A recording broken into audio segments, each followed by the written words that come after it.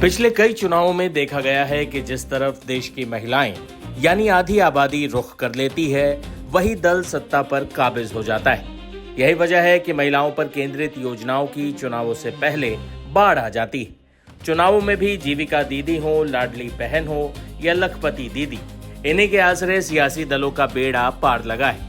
ऐसे में बजट में महिलाओं के लिए महिला वित्त मंत्री क्या ऐलान करने वाली हैं, इस पर सबकी निगाहें टिकी थी।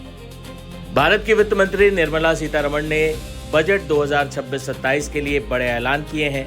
वित्त मंत्री ने बजट भाषण की शुरुआत ही 3 कर्तव्यों के साथ की और कहा कि यह बजट 3 आधार पर टिका हुआ है।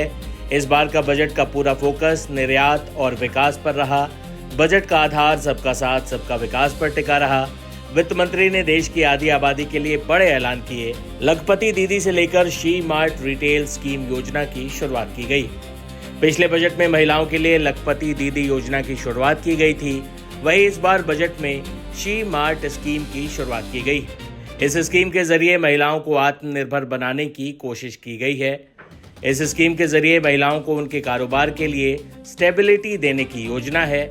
कारोबार के लिए महिलाओं को कम ब्याज पर लोन मिलेगा। ग्रामीण और शहरी क्षेत्रों की महिला कारोबारियों को इस स्कीम का फायदा मिलेगा।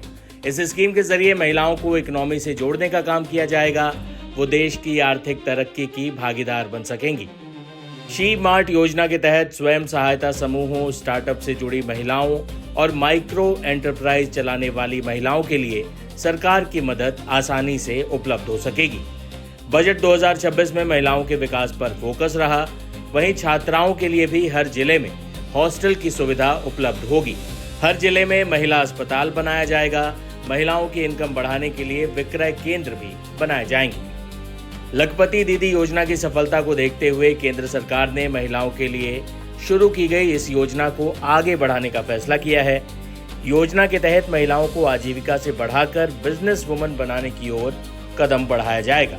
इसके लिए कई तरह की पहल शुरू की जाएगी ताकि वो उद्यमी की भूमिका में आ सकें। सुनिए बजट पर प्रधानमंत्री नरेंद्र मोदी ने क्या कहा। आज का बजट ऐतिहासिक है। इसमें देश की नारी शक्ति का सशक्त प्रतिबिंब झलकता है। महिला वित्त मंत्री के रूप में निर्मला जी ने लगातार 9वीं बार देश का बजट प्रस्तुत करके नया रिकॉर्ड बनाया है। ये बजट अपार अवसरों का राजमार्ग है। ये बजट वर्तमान के सपनों को साकार करता है और भारत के उज्जवल भविष्य की नींव को सशक्त करता है। ये बजट 2047 के विकसित भारत की हमारी ऊंची उड़ान का मजबूत आधार है। साथियों, आज भारत जिस रिफॉर्म एक्सप्रेस पर सवार है, इस बजट से उसे नई ऊर्जा, नई गति मिलेगी। जो पाथ ब्रेकिंग रिफॉर्म्स किए गए हैं, वो एस्पिरेशन से भरे हुए भारत के साहसिक, टैलेंटेड युवाओं को उड़ने के लिए खुला आसमान देते हैं। ये बजट ट्रस्ट बेस्ड गवर्नेंस और ह्यूमन सेंट्रिक अर्थरचना के विजन को साकार करता है। एक ऐसा यूनिक बजट है जिसमें फिस्कल डेफिसिट कम करने, इन्फ्लेशन कंट्रोल करने पर फोकस है और इसके साथ ही बजट में हाई कैपेक्स और हाई ग्रोथ का भी समन्वय है। साथियों, ये बजट भारत की वैश्विक भूमिका को नए सिरे से सशक्त करता है।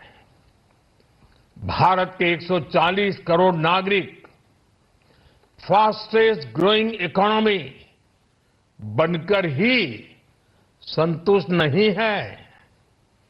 हम जल्द से जल्द दुनिया की तीसरी सबसे बड़ी अर्थव्यवस्था बनना चाहते हैं। ये करोड़ों देशवासियों का संकल्प है। दुनिया के एक ट्रस्टेड डेमोक्रेटिक पार्टनर और ट्रस्टेड क्वालिटी सप्लायर के रूप में भारत की भूमिका लगातार बढ़ रही है। हाल में जो बड़ी बड़ी ट्रेड डील्स भारत ने की है, मदर ऑफ ऑल डील्स, उसका मैक्सिमम बेनिफिट भारत के युवाओं को मिले, भारत के लघु और मध्यम उद्योग वालों को मिले। इस दिशा में बजट में बड़े बड़े कदम उठाए गए हैं। हमारे देश में 10 करोड़ से ज्यादा महिलाएं सेल्फ हेल्प ग्रुप से जुड़ी हैं और बड़ा सफल अभियान रहा है। महिलाओं द्वारा निर्मित, महिलाओं द्वारा संचालित सेल्फ हेल्प ग्रुप्स का आधुनिक इकोसिस्टम बने, बजट में इसे प्राथमिकता दी गई है। कोशिश यही है कि हर घर लक्ष्मी जी पधारे। हर जिले में छात्राओं के लिए नए हॉस्टल बनाने का अभियान भी शिक्षा को सुलभ बनाएगा। For more of such videos, do like, share and subscribe to ET Now Swadesh.